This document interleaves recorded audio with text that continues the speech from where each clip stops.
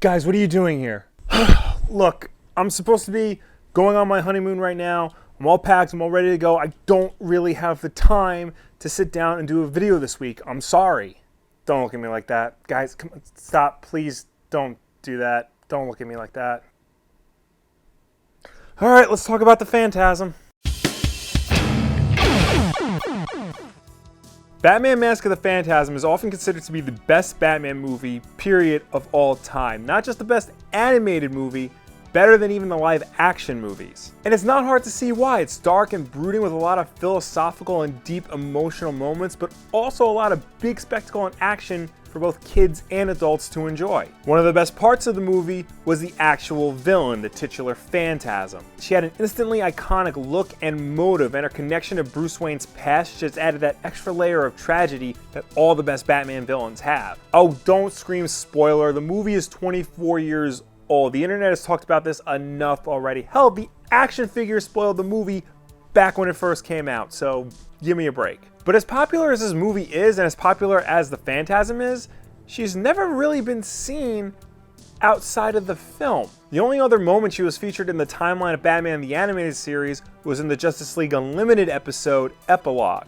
Here she has a cameo in a flashback scene where she was hired to kill the parents of Terry McGinnis, the future Batman of the future. She refuses, however, because according to her, that's not the way Bruce would have wanted it. Now, Mask of the Phantasm and Justice League Epilogue are the only two official appearances of the Phantasm. She did appear in a couple of the Batman Adventures comics, those were the tie-ins to the animated series, but those aren't exactly canon. And those appearances in the Batman Adventures comics were few and far between. Her comic book debut was in Batman and Robin Adventures Annual #1 from 1996. After that, she appeared in Batman Adventures #7 from 2003, and then in 2014 in Batman Beyond 2.0 issues 25 to 28. I've only read the Batman Beyond comics, and that wasn't really about the Phantasm, even though it was called Mark of the Phantasm. It was really about Dick Grayson and why he hates Bruce Wayne so much in the future. Seriously, this story, called Mark of the Phantasm, was about Terry McGinnis finding out why Bruce Wayne and Dick Grayson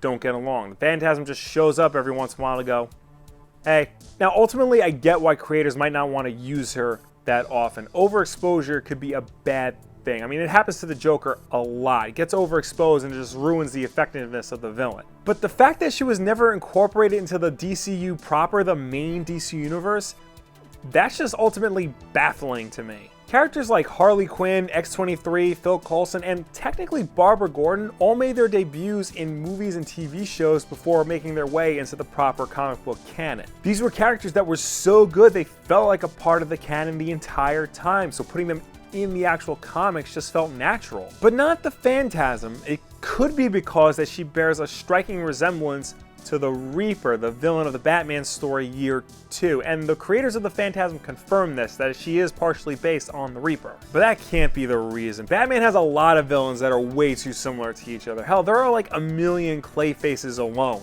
And besides, the Phantasm is just a much better villain than the Reaper, and this is from somebody who liked the Year 2 story a lot. I guess the Phantasm really is just a special case. She's the greatest Batman villain to never appear in the proper DC universe. Now, I might be in the minority here, but I actually think the Phantasm should be incorporated into the DCU in some capacity. She's just too good of a villain to leave alone in one movie. She can be easily added to Batman's mythology, and her alter ego can work as either an old flame of Bruce Wayne's or a new love interest. She shouldn't be used all the time, obviously, but you get the right creative team to do this story, and you can further cement the Phantasm's place as one of Batman's greatest villains, period. What do you guys think? Do you think the Phantasm should be incorporated into the proper DC universe, or do you think she should just stay where she is in the confines of the movie? Let me know down below or anywhere on the internet. We of course have new videos every Tuesday and Wednesday. Wednesday night at 9 p.m. Eastern is Wulff Den Live.